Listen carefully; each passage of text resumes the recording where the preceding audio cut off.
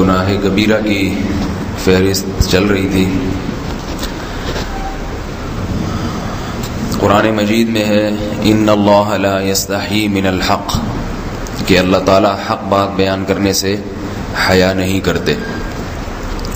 حدیث میں بھی بعض ایسے مسائل کو اللہ کے رسول نے بیان کیا ہے صلی اللہ علیہ وسلم نے جو بظاہر حیا کے خلاف ہیں، مگر اس لیے بیان کیا کہ اگر آپ صلی اللہ علیہ وسلم بیان نہ کرتے تو لوگ ان بے شرمی کے کاموں میں مبتلا ہو جاتے. اسی وجہ سے میں بھی یہ ہمت کر رہا ہوں کہ ایک اور ایسا گناہ جس میں لوگ مبتلا ہیں،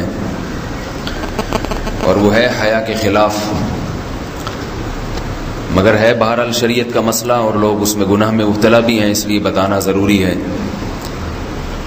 وہ یہ ہے کہ لوگ شادی کے بعد بھی، آج کی نوجوان نسل زوجہ سے، بیوی سے غیر فطری طریقے سے ہم بستری کرتے ہیں. انٹرنیٹ پہ بیہودہ فلمیں دیکھتے ہیں، تو جو چیز انگریزوں کی دیکھ رہے ہیں کہ ان کے کلچر آہستہ آہستہ میڈیا کے ذریعے ہمارے معاشرے میں بھی آ رہا ہے.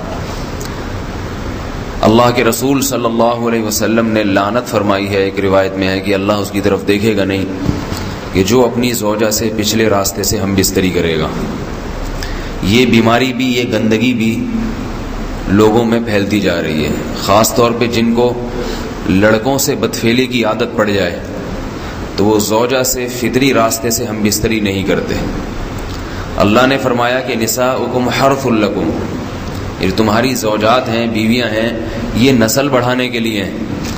تو اسی راستے میں انسان اپنی خواہش کو پوری کر سکتا ہے جس راستے سے نسل بڑھتی ہے. اس کے علاوہ کسی اور راستے سے اپنی خواہش کو پورا کرنا یہ حرام ہے، گناہ کبیرہ ہے، گندگی ہے.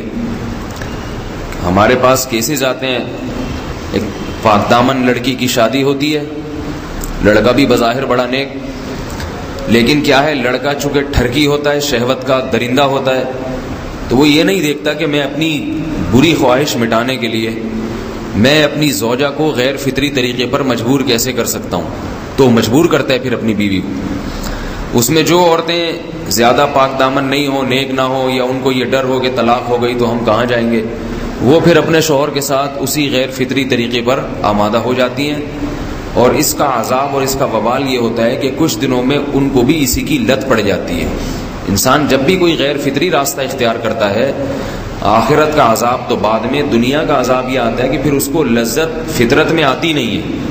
پھر جو راستہ اللہ نے رکھے اس میں اس کو لذت نہیں آئے گی، پھر وہ گندگی میں ہی گھسنے کی کوشش کرے گا. اس کی بھی فطرت خراب ہو جاتی ہے، اور جس کے ساتھ یہ بدفعلی کی جائے اس کی بھی فطرت خراب ہو جاتی ہے، وہ بھی پھر کسی کے قابل نہیں رہتے. تو اپنے جان پر رحم کرنا چاہیے.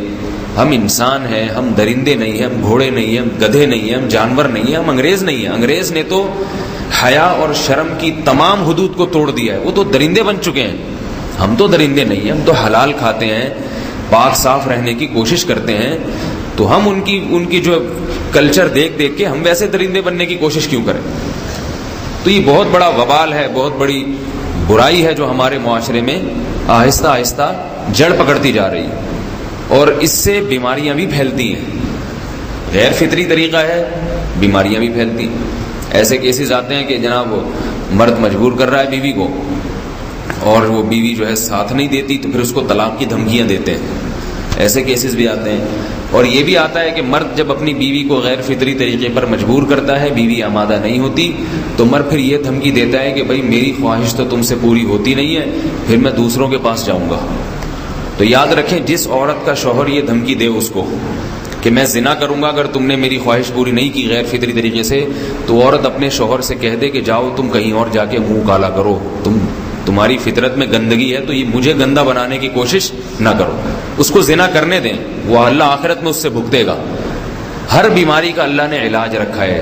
اللہ کے رسول صلی اللہ علیہ وسلم نے فرمایا، صحیح بخاری کی حدیث، ما انزل اللہ من داء الا انزل له دواء، کوئی بیماری ایسی نہیں ہے جو اللہ نے نازل کی ہو اور اس کے لیے دوا نہ رکھی ہو دنیا میں. تو اگر کسی کو ایسی لت پڑ گئی ہے غیر فطری کام کی تو اس کو چاہیے کہ وہ اپنا علاج کرائے، ڈاکٹر سے بھی رابطہ کرے. اور سب سے بڑا علاج یہ ہے کہ کچھ وقت صبر کرے گا، چھوڑ دے گا کچھ عرصے کے لیے، تو خود بخود آہستہ آہستہ صحیح ہو جائے گا. ایک آدمی شراب کا عادی ہے، ایک علاج تو یہ کہ ڈاکٹروں سے رابطہ کرے، اور بہترین علاج کے چھوڑ دے۔ کتنے دن تڑپے گا؟ 1 دن 2 دن 3 دن 4 دن 1 ہفتہ 2 ہفتہ، بہت زیادہ سال ہو جائے گا نا، اس کے بعد خود بہت ٹھیک ہو جائے گا۔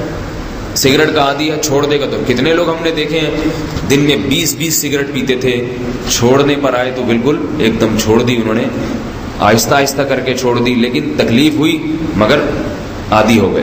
تو اب کسی کو یہ لت پڑ گئی ہے غلط کام کی، برائی کی، تو اس کا بہترین علاج یہ ہے کہ وہ اپنے آپ کو بدلنے کی کوشش کرے، ماحول بدلے، اور کچھ وقت صبر کرے گا تو اللہ اس سے یہ عادت چھڑا دے۔